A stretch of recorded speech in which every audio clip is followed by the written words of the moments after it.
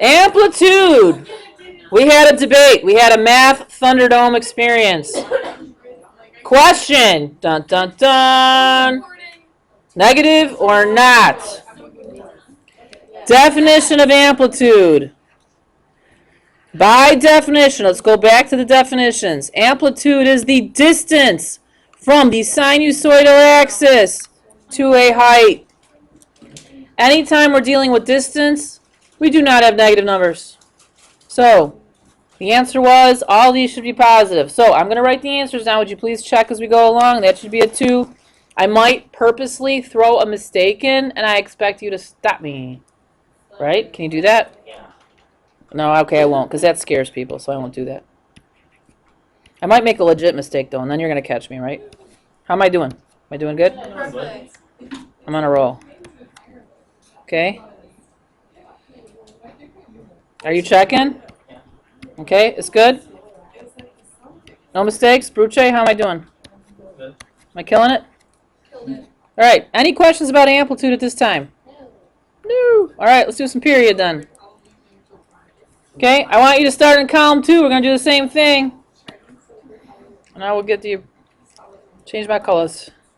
I'm going to hit pause. One of these problems is not like the others. Number 1, it's pretty straightforward. B is 3. So could you check my math, please? Because I'm going to be doing this in my head. How am I doing? Here's the weird one. Okay, B is actually pi, and yes, that can happen. Okay, pi is a legit number. So B could be pi. Which means in this case, you're going to go 2 pi divided by pi. And so this time your period is 2. So all you that wrote 2 down, you'd be like, mm-hmm. Okay, Anna. Oh, I like the thumbs up. You know what else we do? A couple years ago, the sign victory dance. And you can't see that in a video. It goes like this. This is the sign victory dance. It's like a little sine wave, right? Okay. All right. 4, B is still 1. So there's really no period change there.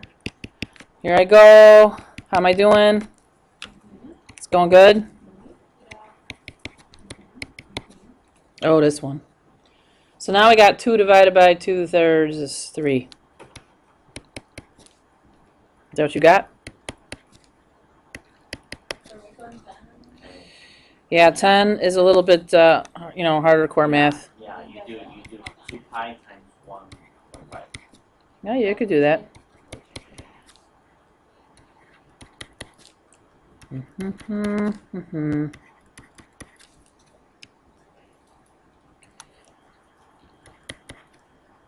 How'd I do? Hold on. Okay, we need a second. That's fine. Zombie paintball.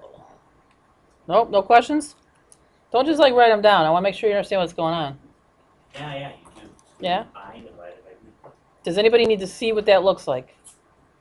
Does anybody want to see number 5 or 13 or 13? Let's do 13.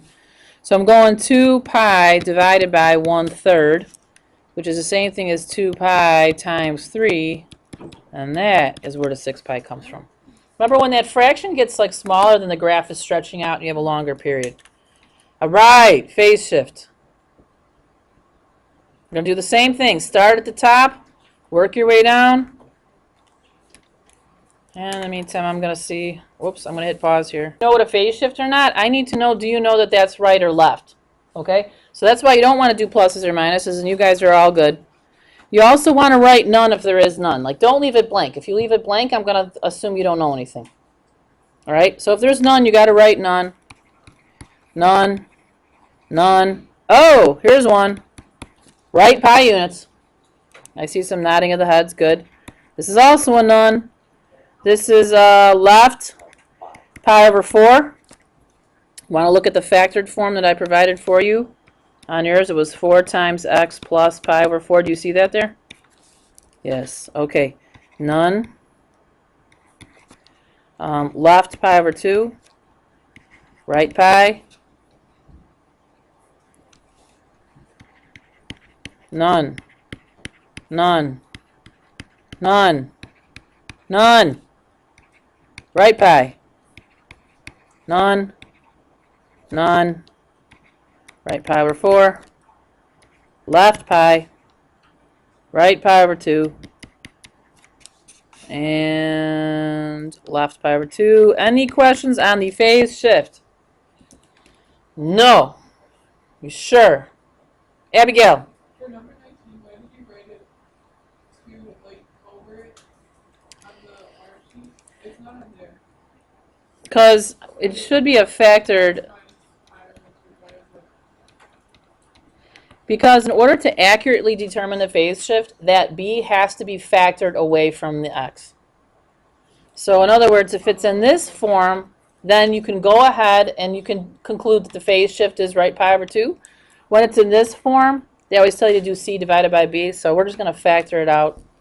So that's why on your sheet, it should be factored. I should have already done it for you. Did I? Yeah, okay, good.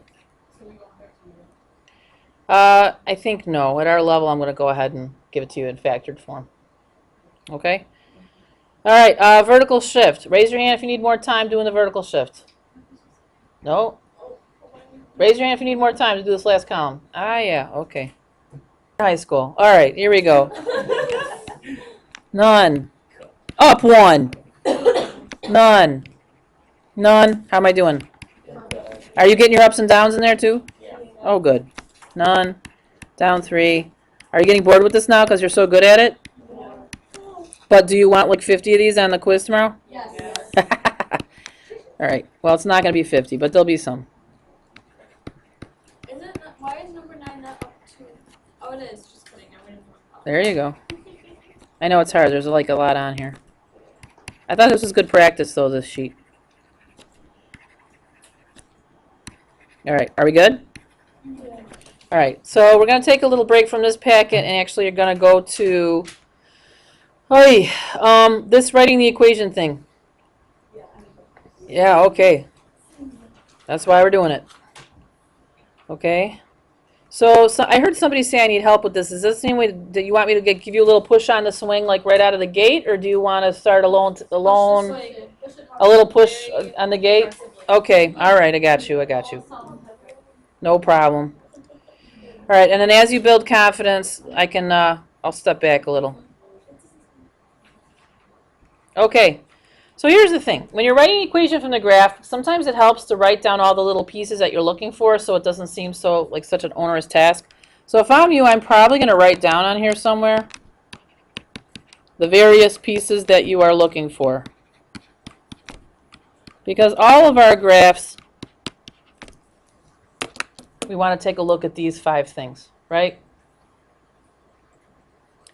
All the graphs may not have all those transformations, but we want to take a look. Okay. So, whoa. Here's the best push on a swing I can give you, right? Just for the sake of review. D. D first. Always the D. Go after that D.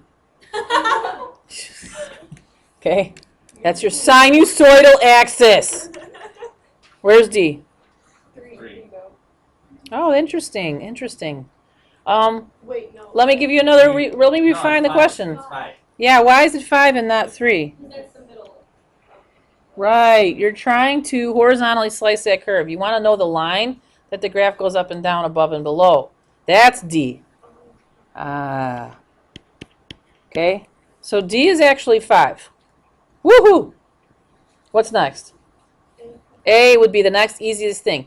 A is super easy to find once you got your D. Could be 2. Yes. So A. What do you think? 2. Okay. A is 2. All right. Would you like to practice finding D's and A's for the other 3 before we continue, or just let's stay on this one? All right, let's stay on this one. Okay. It was just a thought. All right, now here's the thing. B and C, you have to identify a cycle first. That means you have to find yourself a cup, or you got to find yourself an S. So what I want you to do right now, take a highlighter or take your pencil or something, and sort of darken in a cycle. And I will do the same.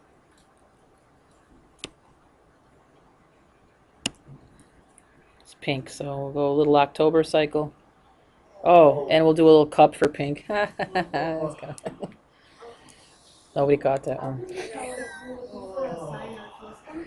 It depends on what cycle you pick. That's a good question. The question was, how can you tell if you're looking for a sine or cosine? And the answer is, you can do either. You can do either one. Your answer could be sine of cosine. Yes, it could. Okay? So the only thing that's going to change based on your sine or cosine would be the C value if there's a phase shift. Everything else will be the same. So I have chosen to do a cosine cup just because it's there and it looks easy to identify, which means I need to know my left endpoint of the cup and the right endpoint of the cup so I can get a period. Is Sydney still looking for Halloween costumes in other country? No? I have to go tonight. Okay. Your left endpoint is pi over 6. What's your right endpoint? 7 pi over 6. Yeah, it is. So here's the question. What is the distance between those two numbers? 1 pi. Yeah. How'd you get that, Brooch? 7 pi over 6 minus pi. Yeah, absolutely. He did the right endpoint minus the left endpoint. He did 7/6 minus 1/6 and recognize that's a pi apart. Okay? So why do I need the period? Because that's going to help me find what? B. Okay? Remember, B is equal to 2 pi divided by the period. So that means B is equal to 2. And the only thing I got left to do is to figure out the phase shift, which is what? Pi over 6 is the starting point. Good, Megan. Your starting point is, okay, right here. This means we went right pi over 6, which means you're going to have x minus pi over 6 in your equation. And then plus 7. And it's always from 0. With Yeah. the D, no, wait.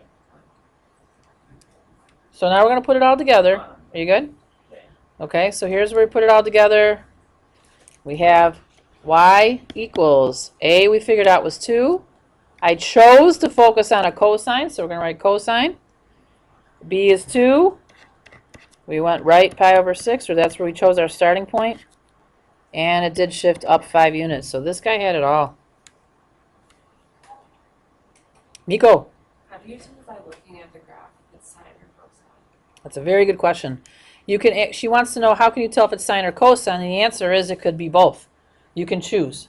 So as long as you got that written down, I'm going to erase this and show you, like, maybe if you wanted to do a sine, you could have done starting at a middle.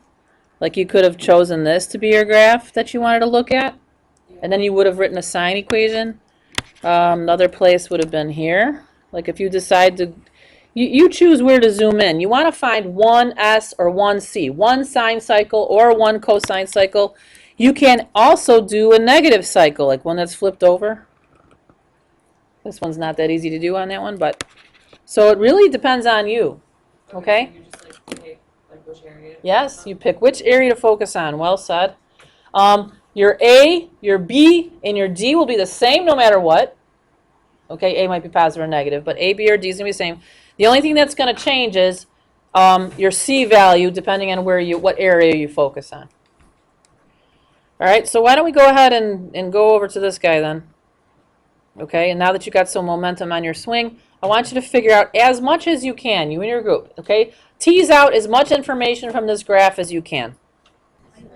All right, so we got ourselves a D by figuring out that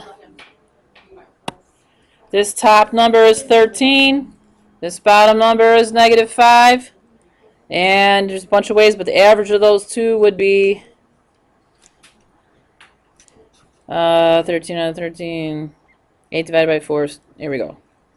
So it's the average of the two is 4. So D is 4, which means A equals 9. So that part we're doing very well. For the B and the C, we have to focus on one area.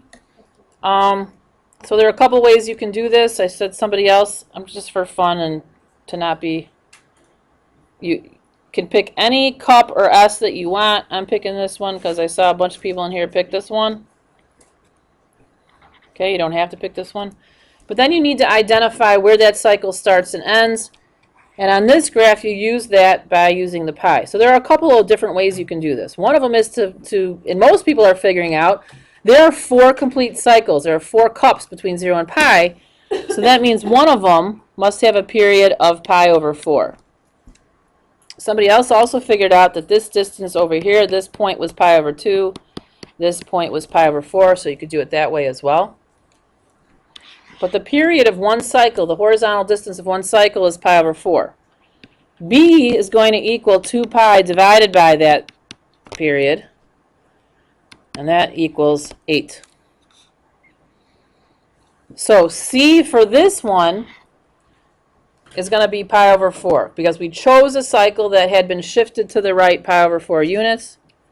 So putting all this together, we have y equals 9. We chose a positive cosine curve. B was 8. X minus pi over 4 plus 4. Depending on where you chose your cycle, you could still have a correct answer, but your phase shift would have been different. You might have no phase shift at all, because you could have picked the first cup, which started at 0. So you just leave x in parentheses? You could just write 8x or 8 times parentheses x. That'd be okay. Okay, that's what I mean. Okay? How do you do because the x-axis is not labeled? Yeah. Yeah, so how do you like that? Well, so for this one, you kind of lucked out that you're 4 cycles. There's definitely going to be enough information to tell. And this one, we had the 4 complete cycles in there. Otherwise, we would have to ballpark it. Yeah. All right, I want to save the other 2 for you to do at home. Can I tell you right now the answers will be posted by the time I leave the building? Okay, so your first part of your first official homework is these bottom 2. Write the equations.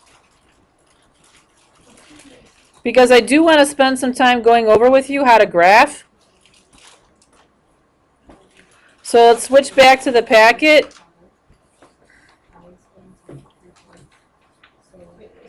Your official homework is to choose 8 of the equations. Are you with me here? Your official homework is to choose 8, not including the couple that we're going to do right now. I want you to practice this at least 8 times.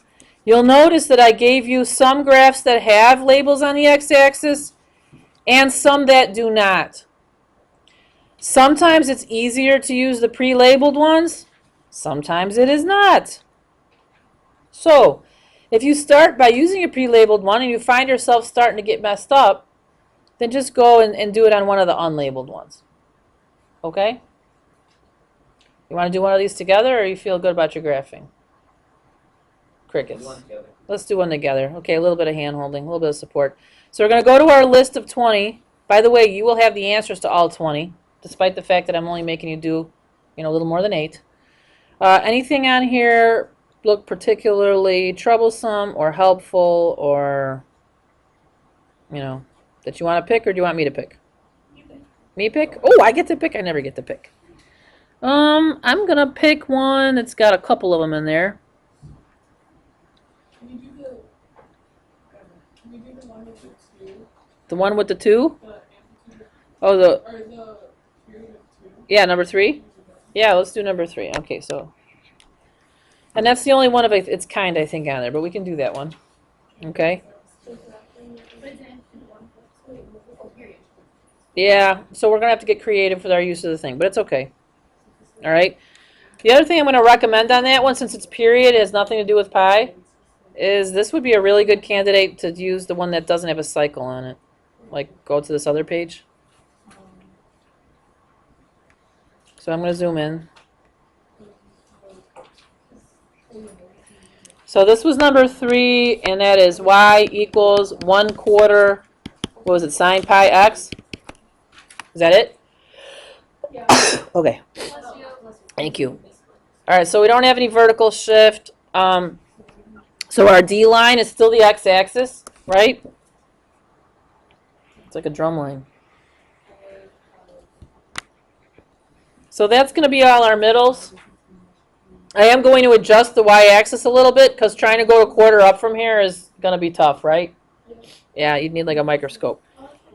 So I'm going to call that a 1, and I'll call that 3/4, and call that a 1/2, and call that a 1/4.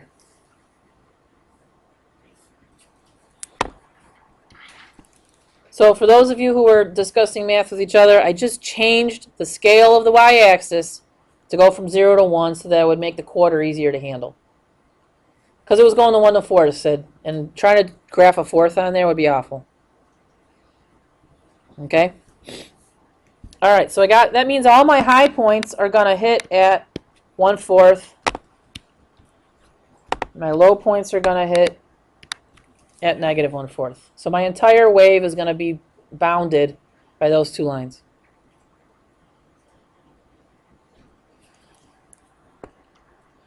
Now, in order to make this graph, you need a left point and a right point to identify your cycle.